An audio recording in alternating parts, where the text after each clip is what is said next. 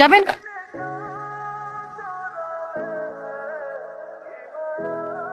High খালি যাবেন? হ্যাঁ যাবো তো। কোথায় যাবেন? বিয়েবাড়ি ক্যাম্পাস।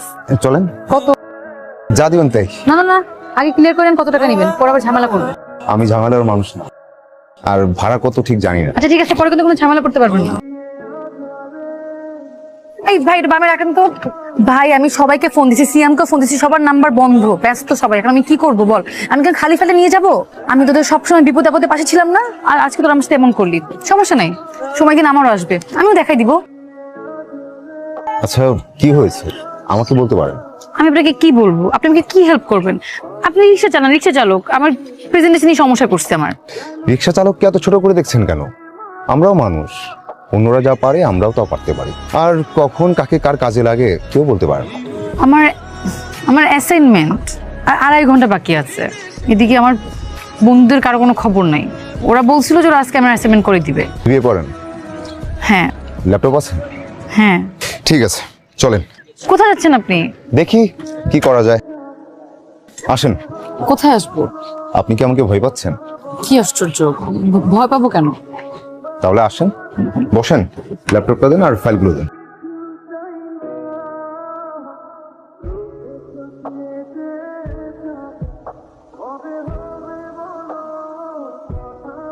আপনি এখানে? ভালোই হলো আপনি এখানে পেয়ে গেলাম। আমি তো ভাবলাম আপনাকে আর খুঁজেই পাওয়া যাবে না থ্যাঙ্কস দেওয়ার জন্য।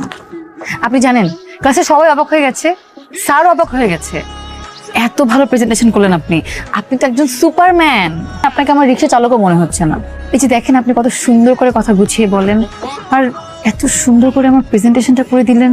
কিভাবে করলেন? এসব ভেবে অবাক হবেন, জীবন বাঁচানোর যুদ্ধে কত শিক্ষিত লোক রিক্সা নিয়ে রাস্তায় নেমে যায়। বলেন কত টাকা দিব আপনাকে? দেন যা দিবেন তাই। আচ্ছা আপনার ভাড়াটা কালকে দেই। কাল? কাল তো মনে হয় থাকবো না। আচ্ছা আপনি কোথায় থাকবেন বলেন, আমি নিজেকে দিয়ে আসবো। ভয় পাবেন না, আমি আপনার টাকা নিয়ে পালাবো না। আমি এই বিল্ডিং এ থাকি, আমি নিজেকে কালকে দিয়ে আসবো। বলেন। আচ্ছা ঠিক আছে, তাহলে আপনি কোথায় থাকবেন বলেন, আমি চলে আসবো। তাহলে কালকে আমাকে সকাল 10টায় ক্যাম্পাসে নিয়ে যাবেন, ঠিক আছে? সানিরা আসতে চাচ্ছিল। না, সানিকে আমার পছন্দ না, শেষ কথা, এখানেই শেষ। সমস্যাটা কোথায় সেটা তো বলতে হবে। আমার পছন্দের মানুষ আছে। সকালে এক কথা, বিকালে এক কথা, তোর কথা সত্য মিথ্যা কিছুই তো বুঝতে পারছি না। মা এটা সত্যি সত্যি সত্যি, 5000 সত্যি। আচ্ছা তোর পছন্দের মানুষের নাম কি, কি করে? মা ও রিক্সা চালায়, ওর নাম জসিম বন। কি কি শুরু হলো আমার বাসায়? 5000 টাকা দাও তো। কালকে না 500 টাকা নিলি, আজ আবার 5000?